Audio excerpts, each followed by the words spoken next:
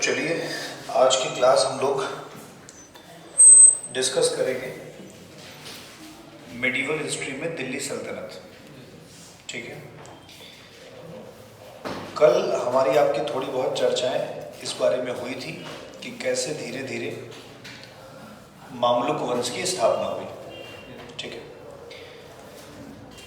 तो दिल्ली सल्तनत जिसकी शुरुआत 1206 ईस्वी में होती है और ये आगे चल करके 1526 ईस्वी तक चलता है, जिस पर अलग अलग समय में मामलुक वंश, फिर खिलजी वंश, फिर तुगलक वंश, फिर सैयद वंश और फिर लोदी वंश, ये इसके शासक रहे।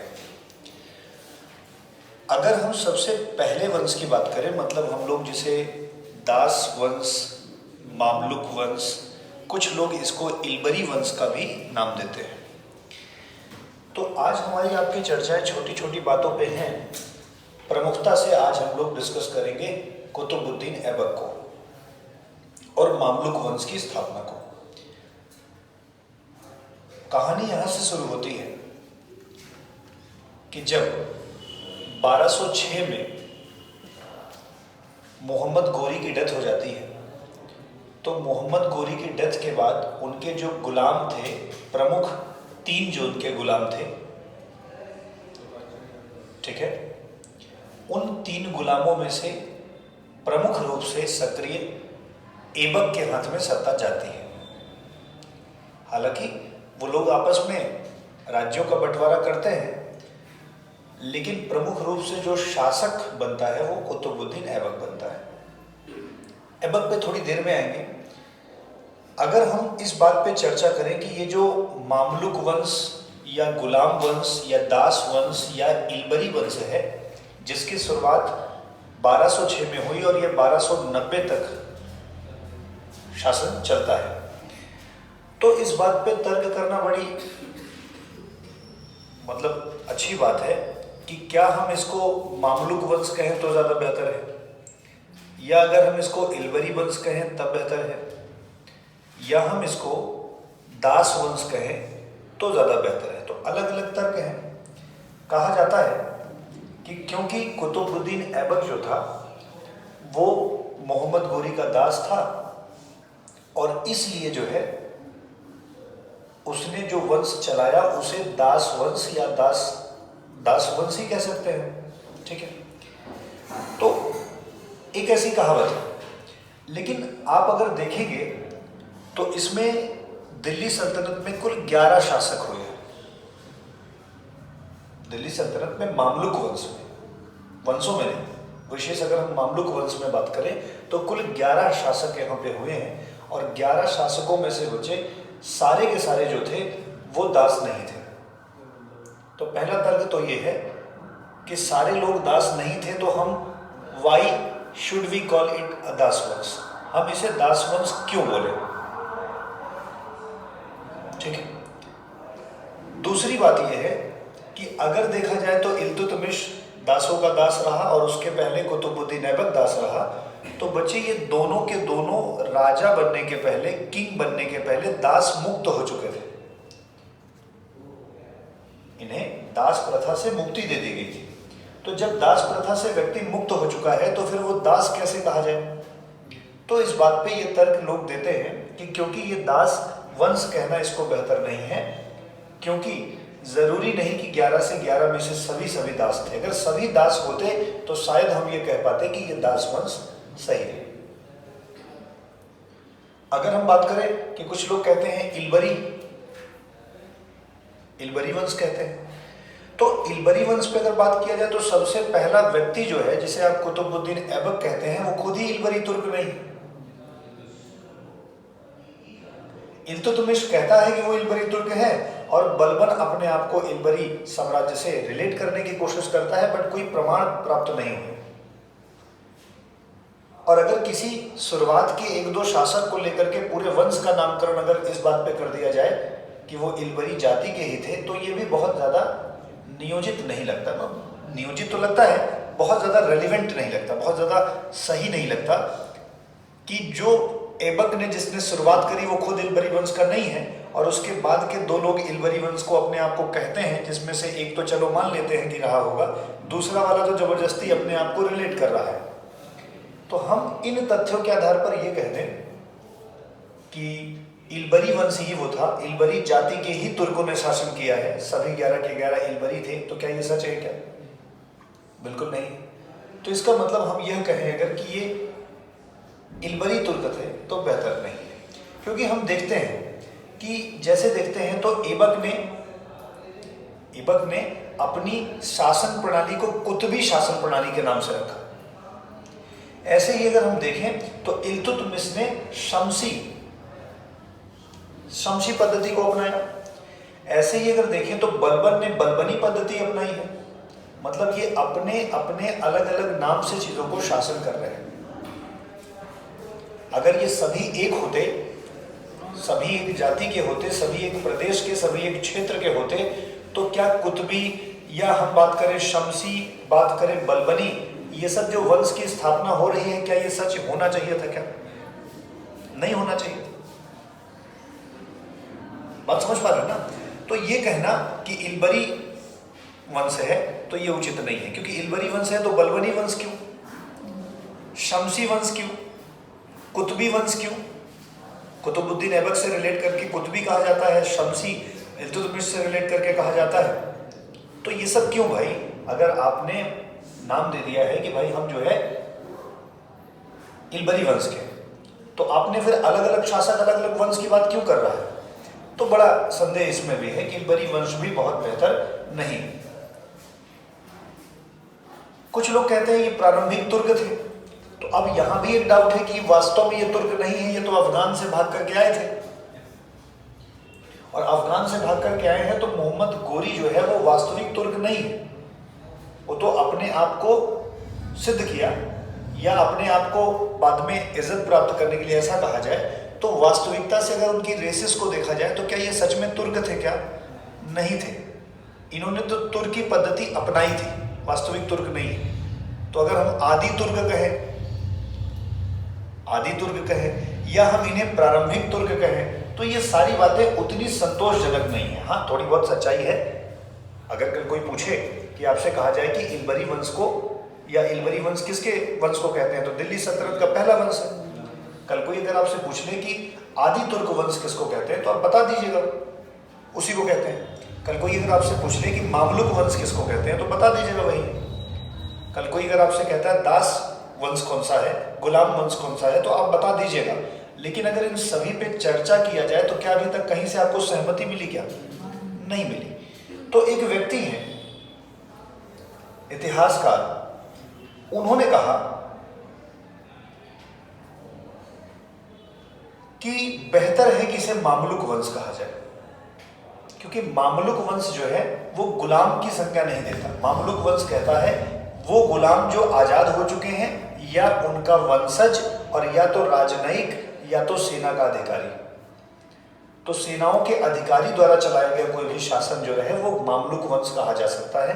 तो ज्यादा सहमति मामलुक वंश को लेकर के बनी है, इसके नामकरण को लेकर। अगर कहा जाए कि दिल्ली सल्तनत में पहले वंश का नाम क्या होना चाहिए, या हम कहें पूरे दिल्ली सल्तनत में जितने लोग आए, इस वंश में किस नाम पे, पहला वंश किस नाम पे रखा जाना चाहिए, दास वंश, गुलाम वंश, इल्बरी वंश, मामलुक वंश, तो ज्यादा स्वीकृति किस पे बनी? मामलुक वंश पे बनी। रीजन बिहाइंड, क्योंकि मामलुक एक बड़ा दायरा कवर करता है। वो दास जो दास मुक्त हो चुके हैं वो भी मामलुक कहलाएंगे। सेना अधिकारी रहा होगा वो अगर सेना में आ जाएगा वो भी मामलुक कहलाएगा। बलबन अगर कल तुर्काने चहलगानी का आदमी है और वो भी राजा बन जाएगा तो वो भी मामलुक कहा जा सकता है। तो मामलुक वंश इसको अच्छा नामकरण मानते हैं कि सबसे उचित शब्द जो है वो यही है। मामलुक जो है वो अरबी भाषा का शब्द है। इसका अर्थ होता है गुलामी के बंधन से मुक्त माता पिता से जन्मे लोग, या सेना अधिकारी, सेनापति। तो जब ये लोग राजनयिक, ये लोग जब शासन करते हैं तो हम उसे मामलुक कह सकते हैं। सहमत? अच्छा, 11 शासकों में आप जानते हैं कुतुबुद्दीन ऐबक की डेथ के बाद इल्तुतमिश आएंगे। इल्तुतमिश की जब डेथ होगी, ठीक है ना, तो जी हाँ, बिल्कुल आराम शाह आएंगे। डेट्स बहुत ज़्यादा अभी याद करनी नहीं, हम लोग सेकेंड राउंड में जब कल चीज़ों को पढ़ रहे होंगे तो हम डेट्स को ज़्यादा मेंशन करेंगे। अभी हमारी एक स्टोरी मेंशन हो रही है केवल। तो जैसे हमने कहा कुतुबुद्दीन ऐबक, उसके बाद हमने कहा इल्तुतमिश। एक्चुअली कुतुबुद्दीन ऐबक और इल्तुतमिश के बीच में आराम शाह आएंगे, ठीक है। कुतुबुद्दीन ऐबक, फिर आराम शाह, और फिर कौन आएंगे? इल्तुतमिश आ जाएंगे। फिर आप आएंगे रुकनुद्दीन फिरोज, फिर सुल्ताना रजिया, जिसे आप रजिया सुल्तान भी कहते हैं, फिर मोइनुद्दीन बहराम शाह, फिर अलाउद्दीन मशहूद शाह, फिर नसरुद्दीन महमूद, फिर उसके बाद गयासुद्दीन बलबन। अब हैं तो 11 लोग, लेकिन इसमें से प्रमुख किसको किसको ध्यान देना है? कुतुबुद्दीन ऐबक को ध्यान देना है, ठीक है। फिर इल्तुतमिश को ध्यान देना है, फिर हम सीधे रजिया सुल्तान पे बात करेंगे, फिर हम बात करेंगे गयासुद्दीन बलबन पे। और बलबन पे बात करते करते लास्ट वाले व्यक्ति या तो हम बात कर लेंगे कयूमर्स की या तो कैकोबाद की, ठीक है। तो हम कुल 11 में से इन 4 लोगों को प्राथमिक रूप से पढ़ेंगे। जब हम बात करते हैं दिल्ली सल्तनत की स्थापना की, तो दिल्ली सल्तनत की स्थापना में एक मतभेद है। मतभेद क्या है? थोड़ा समझ है कि दिल्ली सल्तनत की वास्तविक स्थापना जो है, अगर वास्तविक स्थापना की बात की जाए तो इल्तुतमिश ने करी, लेकिन अगर कहा जाए कि दिल्ली सल्तनत की स्थापना किसने करी, तो वो करी किसने? कुतुबुद्दीन ऐबक ने। अब कुतुबुद्दीन ने स्थापना करी, फिर भी हम वास्तविक संस्थापक दूसरे को कह रहे हैं। उसके पीछे ये तर्क है कि कहा जाता है कि इल्तुतमिश जो है वो इस वंश के प्रमुख अंगों का निर्माण करता बना। अब अगर हम कल बात करें इक्ता पद्धति, इक्ता प्रणाली किसने शुरू करी? इल्तुतमिश ने शुरू करी। अगर हम बात करें सैन्य व्यवस्था किसने बनाई? इल्तुतमिश ने बनाई। अगर हम ये बात करें कि मुद्रा प्रणाली किसने बनाई? इल्तुतमिश ने बनाई। चीजों को व्यवस्थित किसने किया? इल्तुतमिश ने किया। देखो, इल्तुतमिश के पहले कोई राज्य शासक नहीं था। अगर शासक होता तो इल्तुतमिश को एक पैटर्न मिल जाता कि ऐसे ऐसे शासन करना है। इल्तुतमिश को तो कोई पैटर्न ही नहीं मिला है पूर्वजों से, क्योंकि जो थोड़े दिन शासन कुतुबुद्दीन ऐबक ने किया उसमें कोई पैटर्न जनरेट नहीं हो पाया। जैसे मानिए इल्तुतमिश के बाद जब बलबन आएंगे ना, मतलब मैं कह रहा हूँ रजिया के बाद बलबन जब आएंगे, तो बलबन एक इवॉल्व सिस्टम के बाद आएंगे। मतलब तब तक ये व्यवस्था हो चुकी थी, कैसे सेना देखना है, कैसे ये देखना है, तो अलग अलग डिपार्टमेंट की बात हो चुकी थी। लेकिन क्या जो इल्तुतमिश जब राजा बना तो क्या उसके पास पहले का कोई ज्ञान है, कोई पैटर्न है? नहीं है। वो सारे पैटर्न को इजाद करेगा, सारे पैटर्न का निर्माण करेगा। और इतना ही नहीं, जो और चैलेंजेस होंगे, जो और चुनौतियां होंगी, उस पर भी लड़ाई वही लड़ेगा। तो ऐसा शासक जो किसी साम्राज्य की प्रारंभिक चुनौतियों का सामना करता है, उसी शासक को वास्तविक संस्थापक कहा जाता है। तो यद्यपि दिल्ली सल्तनत की शुरुआत किसने कर दी थी? कुतुबुद्दीन ऐबक ने, फिर भी दिल्ली सल्तनत के प्रमुख अंगों, दिल्ली सल्तनत की प्रमुख व्यवस्था, वो चाहे मुद्रा प्रणाली हो, चाहे सैलरी देने के लिए एकता सिस्टम आया हो ना, चाहे हम तुर्काने चहलगानी की ही क्यों ना बात करें, 40 लोगों का जो एक समूह बनाया था, एक तरह से पार्लियामेंट में मंत्री परिषद जैसे बनती है, अग्री, ये सारी व्यवस्था किसने करी? And that's why we call him the real founder. इसीलिए हम उसको क्या कहते हैं? वास्तविक संस्थापक कहते हैं। और दिल्ली सल्तनत पे इल्तुतमिश पहला तुर्की सुल्तान भी था। पहला तुर्की सुल्तान कौन है? इल्तुतमिश को ही कहा जाता है। उसके पास कोई परंपरा नहीं थी, उसने समस्त मार्ग को खुद चुना था। अपनी योग्यता और अपनी क्षमता के आधार पर दिल्ली सल्तनत को स्थापित किया था। इसीलिए हम लोग उसे क्या कहते हैं? वास्तविक संस्थापक। एक फैक्ट यहां पे नोट कर लीजिए या याद कर लीजिए, आगे चल के तुगलक वंश जब आएगा तो फिरोज शाह तुगलक जो है खुतबा लिखवाते थे, नाम पर खुतबा लिखवाते थे। तो जब फिरोज शाह तुगलक खुतबा लिखवा रहे थे, तो खुतबा लिखवाते समय उन्होंने मुगल, मतलब इस काल के मामलुक वंश के सभी शासकों का नाम ले लिया था सिवाय कुतुबुद्दीन ऐबक के। फिरोज शाह तुगलक के खुतबे में किस शासक का उल्लेख नहीं हुआ था? कुतुबुद्दीन ऐबक का। बाकी सबका उल्लेख इल्तुतमिश का करा, आगे सारे 11 शासकों का करा, लेकिन कुतुबुद्दीन ऐबक का जो है वो मेंशन नहीं किया। किसने? फिरोज शाह तुगलक ने। ये फैक्ट अगर पूछे तो इस पर चर्चा हो सकती है। तो जरा सा समअप करते हैं। अगर हम दिल्ली पर मोहम्मद गोरी की डेथ की बात करें तो उनके 3 प्रमुख गुलामों में से सबसे प्रमुख गुलाम कौन सा? कुतुबुद्दीन ऐबक। कुतुबुद्दीन ऐबक ने एक वंश की स्थापना करी जो कि काफी साल तक चला। अलग अलग राजवंशों ने शासन किया, समझ रहे? और खुद मामलुक वंश में 11 शासकों ने शासन किया। हालांकि प्रमुख 3 ही 4 हैं, लेकिन मामलुक वंश, इसको नाम क्यों पड़ा? समझ गए। वास्तविक संस्थापक कौन है? समझ गए। क्यों वास्तविक संस्थापक है ये भी समझ गए। तो आइए थोड़ी सी बात वन आफ्टर अनदर करते हैं। सबसे पहले चर्चा हम करते हैं कुतुबुद्दीन ऐबक के बारे में, ठीक है? हम सबके बारे में नहीं करेंगे। हमारी चर्चा होगी ऐबक के बारे में, हमारी चर्चा होगी इल्तुतमिश के बारे में, हमारी चर्चा होगी रजिया सुल्तान के बारे में, हमारी चर्चा होगी गयासुद्दीन बलबन के बारे में। केवल 4 लोगों के बारे में डिटेल चर्चा होगी और बाकी सब लोगों के बारे में बस आगे बढ़ चलेंगे थोड़ी थोड़ी बातें करते हुए। अगर कुतुबुद्दीन ऐबक की बात की जाए तो कुतुबुद्दीन ऐबक जो है उसे लाख बख्श भी कहा जाता है। क्या कहा जाता है? लाख बख्श इसलिए कहते हैं क्योंकि वो जब जीतता था ना तो लाखों बख्शीश उसकी आदत थी, सिक्के जीत में लुटाया करता था।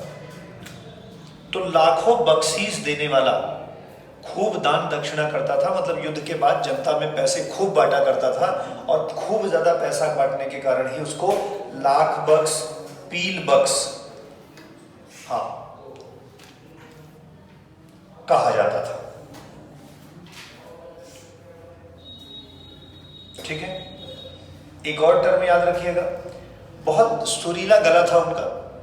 तो कहते थे कुरान को बड़ा म्यूजिकल तरीके से पढ़ते थे। बहुत कैसे पढ़ते थे? कुरान को बहुत म्यूजिक के साथ पढ़ते थे। म्यूजिक मतलब है कि बहुत संगीतबद्ध तरीके से पढ़ते थे और इसीलिए उन्हें कुरान को सुरीली आवाज में गाने वाला या कुरान ख्वां के नाम से जानते थे।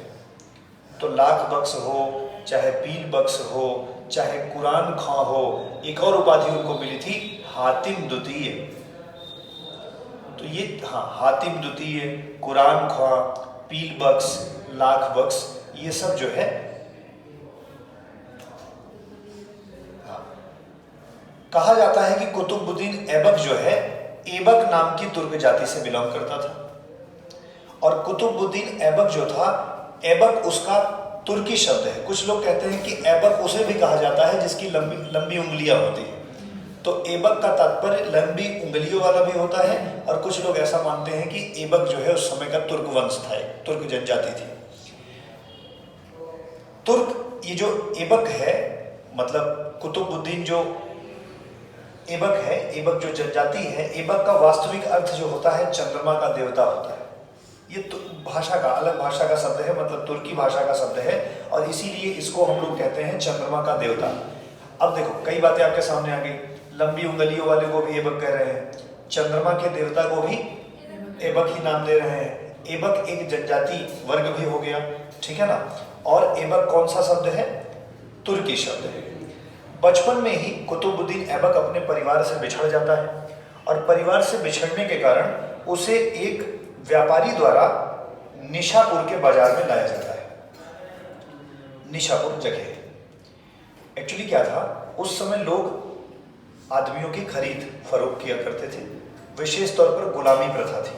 तो जैसे किसी व्यक्ति को खरीद लिया बचपन से, तो अब वो व्यक्ति उसका है, उससे वो काम भी करवा सकता है और उसे वो स्किल्ड करके कहीं बेच भी सकता है। तो उस समय गुलामों को ना बड़ा महत्व मिलता था। मतलब गुलामों को, जैसे कोई एक छोटा आपके घर में बच्चा हो तो उसको आप पढ़ाते लिखाते इसलिए हैं ताकि कल योग्य बन पाए। तो गुलामों को योग्य बनाने की प्रथा चलती थी। उस समय जब गुलाम लिए जाते थे तो उन्हें बाकायदे पढ़ाई लिखाई की व्यवस्था करी जाती थी, घुड़सवारी सिखाई जाती थी, तीरंदाजी सिखाई जाती थी, जो भी उस समय बेहतर था वो सिखाया जाता था। इसलिए नहीं कि बहुत मान रहे हैं इसको, इसलिए कि कल जब इसको दूसरी बाजार में हम बेचेंगे तो अच्छी खासी कीमत मिल सके, और अगर कीमत ना मिले तो योग्य रहेगा तो हमारी मदद करेगा, खुद कमाएगा, रक्षा करेगा, हमारा उत्तराधिकारी हो जाएगा।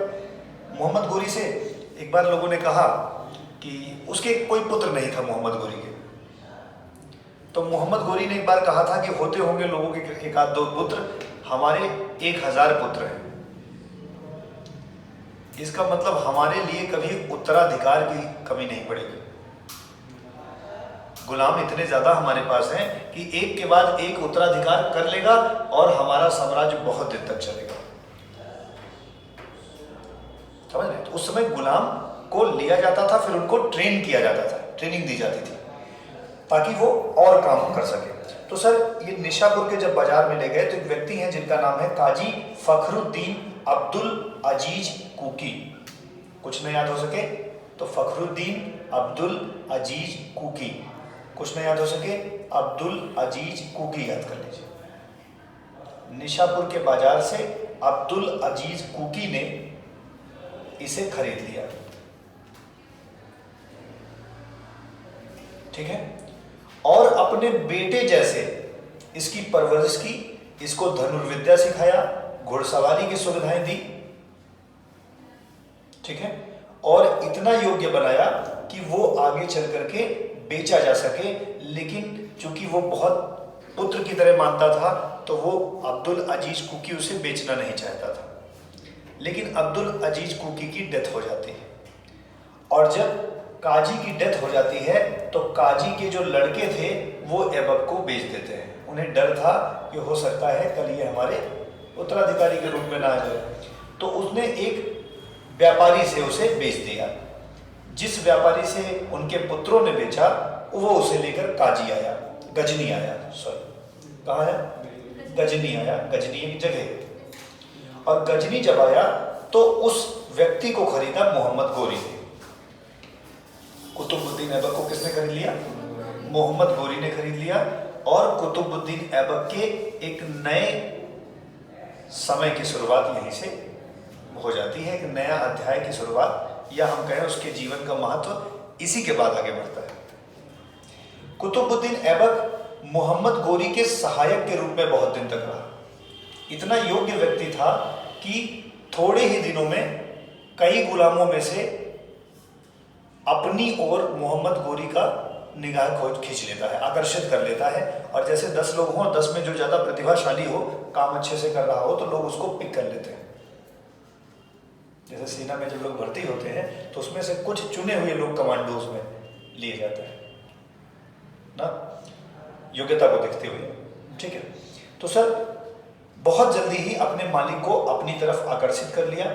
इतनी ज्यादा स्वामी भक्ति दिखाई, इतना ज्यादा उसके प्रति उदार रहने लगा कि मोहम्मद गोरी से इतना प्रभावित हो गया कि अपने जो अश्वशाला होता है, घोड़ा जहां होते हैं, उसका प्रमुख बना दिया। उस समय जो अश्वगार का या अश्वशाला का प्रमुख होता था उसको आमिर ए आखूर कहते थे।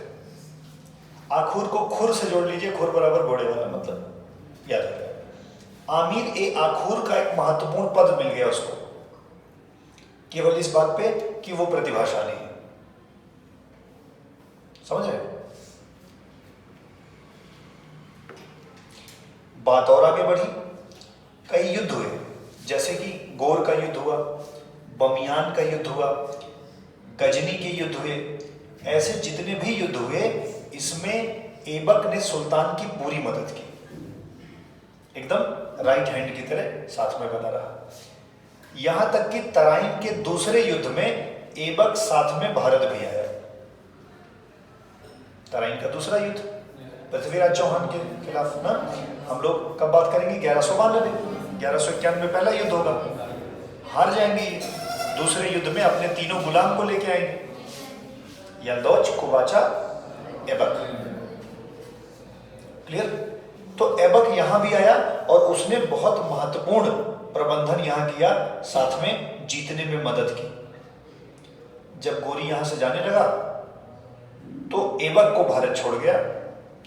कोहराम नाम की जगह को उसने मुख्यालय बनाया।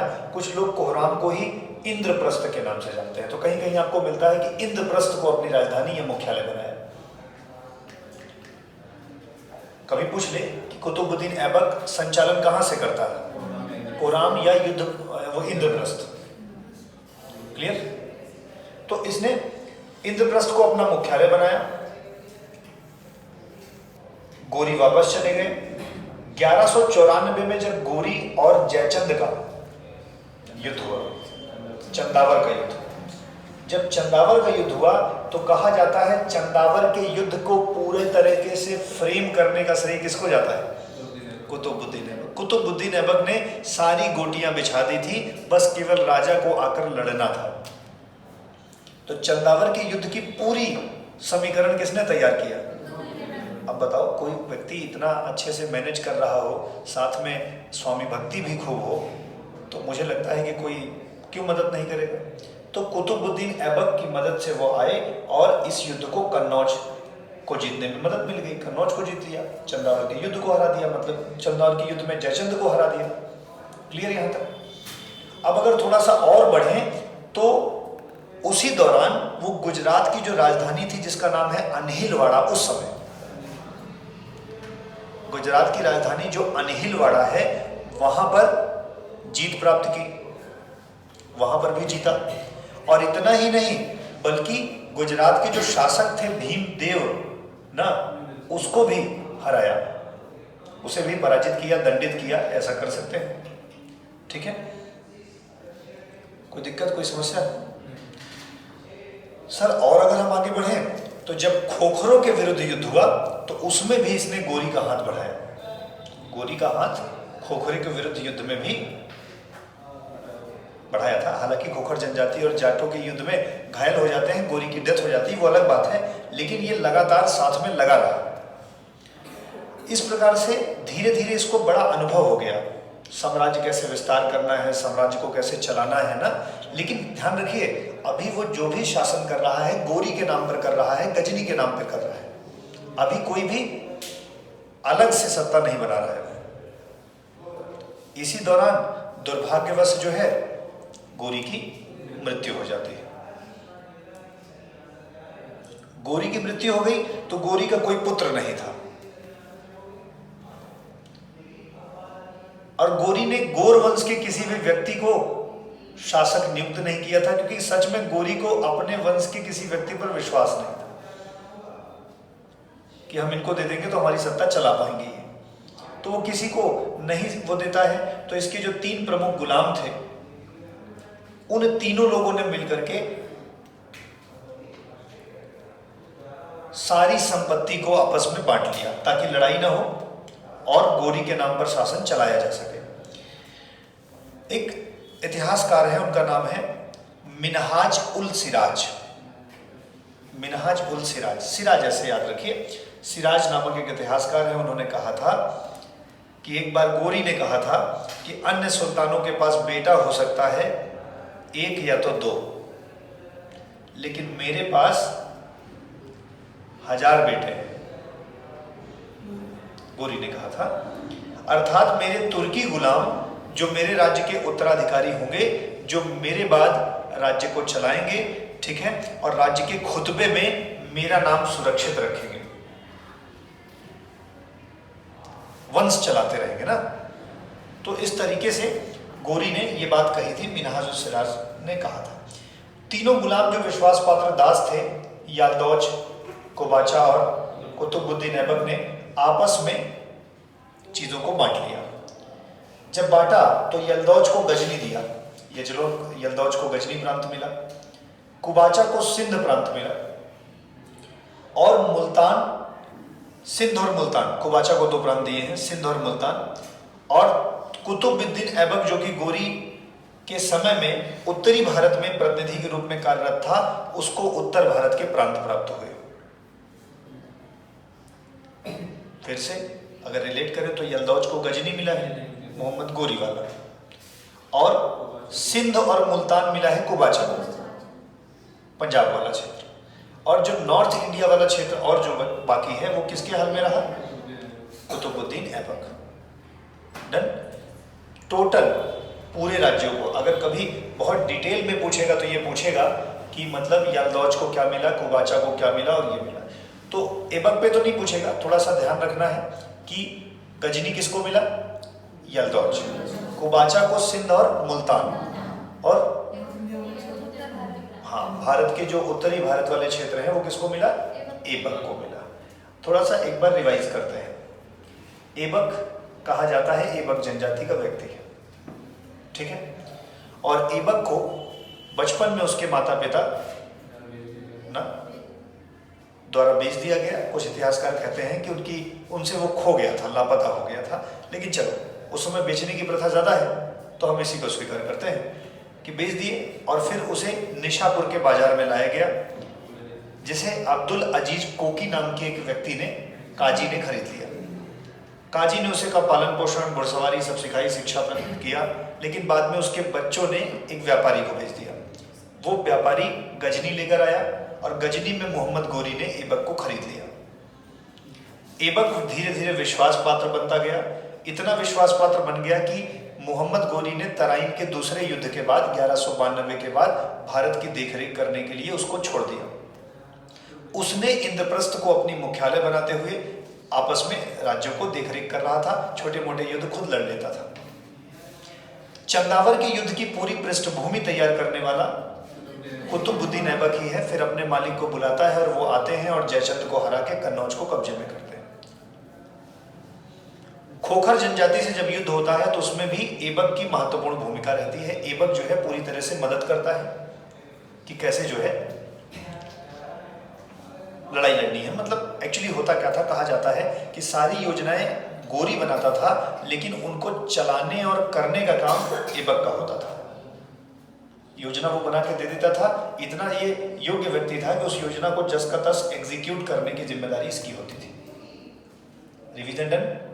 इतनी देर की पढ़ाई में हमें याद करने वाली कुछ बात है तो अब्दुल अजीज कोकी याद रखिएगा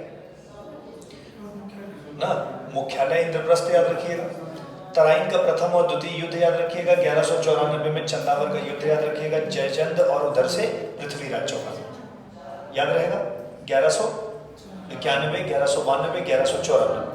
कोई दिक्कत तो नहीं है यहाँ तक। इंद्रप्रस्थ, कोराम या इंद्रप्रस्थ, कोई दिक्कत, कोई समस्या? सर आगे बढ़े। मोहम्मद गोरी की डेथ हो गई।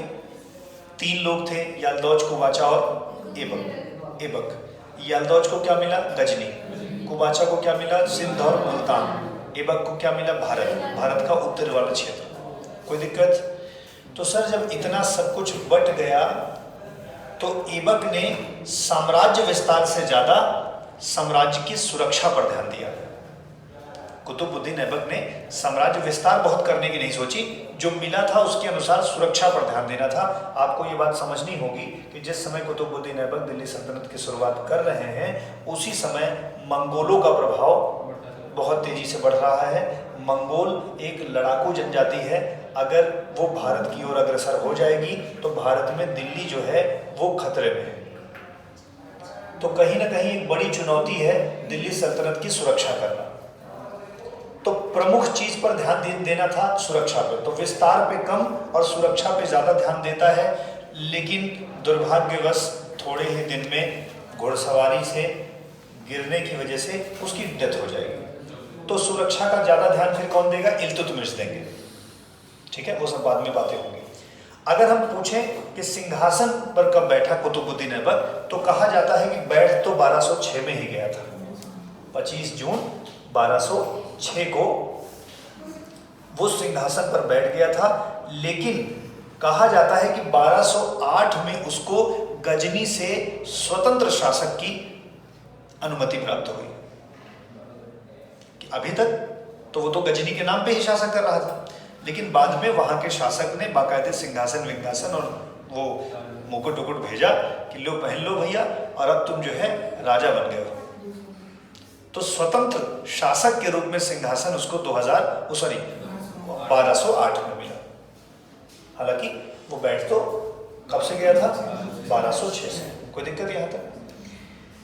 कहा जाता है क्योंकि वह गुलाम था, इसी वजह से उसने सुल्तान की कभी उपाधि धारण नहीं की। लॉयल्टी में अपने आप को मलिक या सिपह सलाहकार की ही उपाधियों से संतुष्ट रखा। मलिक या सिपह सलाहकार की ही उपाधियां धारण करी, कभी सुल्तान की उपाधि धारण नहीं करी, क्योंकि वो बिलीव करता था कि हमारे मास्टर सुल्तान थे, अब चूंकि वो नहीं रहे तो हम उनकी रिस्पेक्ट में ऐसा नहीं करेंगे। अगली, उसने ना तो अपने नाम के कहीं सिक्के चलवाए और ना तो अपने नाम का खुतबा पढ़वाया, मतलब अपने आप को राजा कंसीडर ही नहीं किया, ठीक है। और उसने लाहौर को अपनी राजधानी बनाया था, शुरुआत में उसने लाहौर को राजधानी बनाया था, इस बात को ध्यान रखिएगा, बाद में उसे वो बदल देंगे। कोई दिक्कत, कोई समस्या? अगर कहा जाए ऐबक की कठिनाइयां क्या हैं, तो ऐबक की बहुत सारी कठिनाइयां हैं भैया। कुबाचा से भी बहुत अच्छे संबंध उनके नहीं है, याल्दौद से भी संबंध नहीं है, ठीक है। बंगाल में बख्तियार खिलजी जो है ना, उनकी सत्ता से भी इनको चुनौती है, मंगोलों से भी चुनौती है। तो कुतुबुद्दीन ऐबक का जो समय काल है अगर देखा जाए तो उसमें बहुत सारी चुनौतियां हैं। अपने गुलामों को भी क्या करना है, मनाना है, मतलब अपने जो भाई 3 लोग हैं तो तीनों तो बराबर है, अगर इसकी सत्ता बढ़ रही होगी तो दूसरे को पसंद आएगा क्या? नहीं।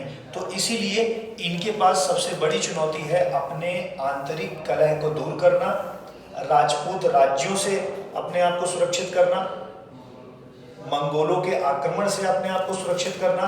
साथ ही साथ अगर बंगाल की बात की जाए तो एक व्यक्ति है जिसका नाम है इख्तियारुद्दीन मोहम्मद बख्तियार खिलजी। ये मोहम्मद गोरी के समय से ही मोहम्मद गोरी के दुश्मन है। तो जब मोहम्मद गोरी के समय से वो दुश्मन है तो इनके समय में भी तो दुश्मनी आगे रहेगी। तो बंगाल, राजपूत, यल्दौज, कुबाचा, मंगोल, ये सारी चुनौतियां हैं जिससे क्या करना है, इनको ओवरकम करना है, तब तो दिल्ली सल्तनत अस्थाई हो पाएगी। नहीं तो अभी तो दिल्ली सल्तनत ऐसे डगमगा रही है, स्थापित हो गई है लेकिन पता नहीं सत्ता चल पाए कि ना चल पाए, ठीक है। लेकिन दुर्भाग्यवश 1210 में ही लाहौर में चौगान खेलते समय घोड़े से गिरकर इनकी मृत्यु हो गई। अब जब मृत्यु हो गई तो चुनौतियों का सामना ये कर ही नहीं पाए ज्यादा, और मृत्यु हो गई तो अब इसके बाद जो व्यक्ति होंगे वो उस चुनौतियों को स्वीकार करेंगे। हालांकि आराम शाह आएंगे लेकिन आराम शाह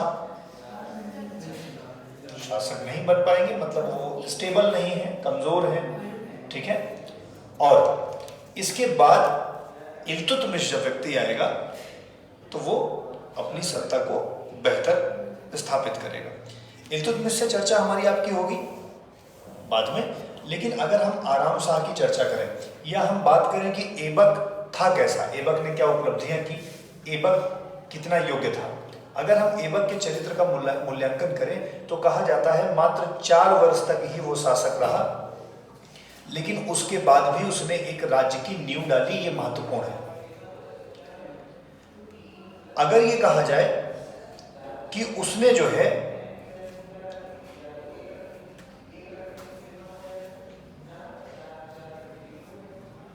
भले ही महान कार्य किए,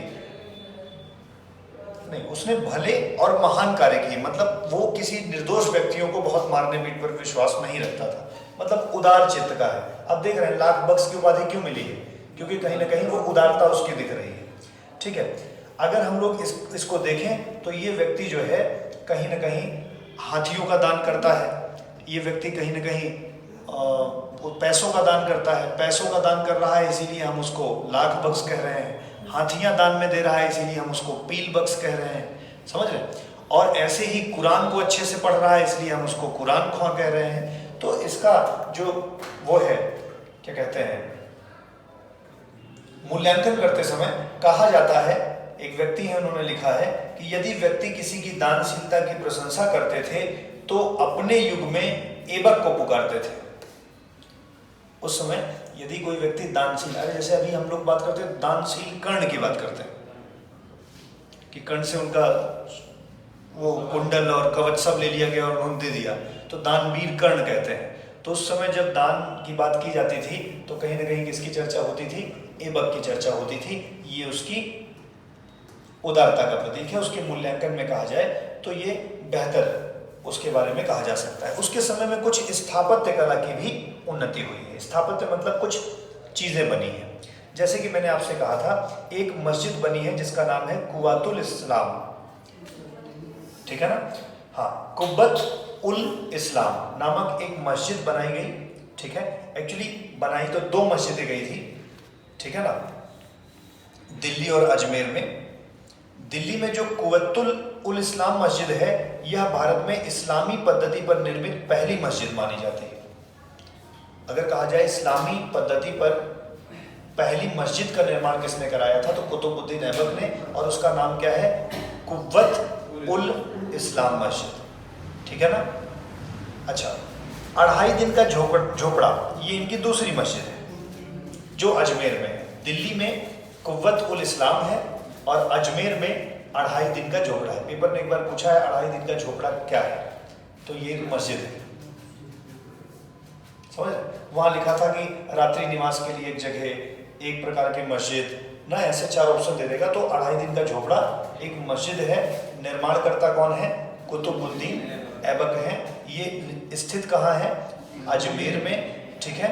और उसके साथ ही साथ सूफी संत जो ख्वाजा कुतुबुद्दीन बख्तियार काकी थे उनकी याद में कुतुब मीनार का निर्माण शुरू कराया। तो पूछा गया है कुतुब मीनार का निर्माण किसकी याद में कराया गया था, तो बख्तियार काकी, ठीक है। हाँ, कुतुबुद्दीन बख्तियार काकी ये सूफी संत हैं, सूफी संत हैं। अब यहीं से थोड़ा और समझ सकते हैं, सूफी मतलब समझते हैं, बहुत जो कट्टर नहीं होते। सूफी संत जो होते हैं, जैसे हम लोग जितने भी संतों को, सूफी संतों को पढ़ते हैं तो बड़ा मॉडरेट विचार रखते हैं, उदार विचार रखते हैं, किसी धर्म का बहुत विरोध नहीं करते। तो सूफी संत जो है वो कहीं ना कहीं, जो सूफी संत को मानेगा वो कट्टरता को बहुत कम ध्यान देगा। तो सूफी संत के नाम पर मस्जिद या वो एक मीनार बनवाने का मतलब है ये सूफी संत को फॉलो करते थे, और फॉलो करने का मतलब है ये भी उदार भाव रखते रहे होंगे, समझ रहे ना। तो सूफी संत बख्तियार काकी के नाम से इन्होंने कुतुब मीनार का निर्माण शुरू करवाया, लेकिन वो पूरा नहीं हो सका। बाद में उसे इल्तुतमिश ने पूरा करवाया, ठीक है। बाद में उसे किसने पूरा करवाया, इल्तुतमिश ने पूरा कराया।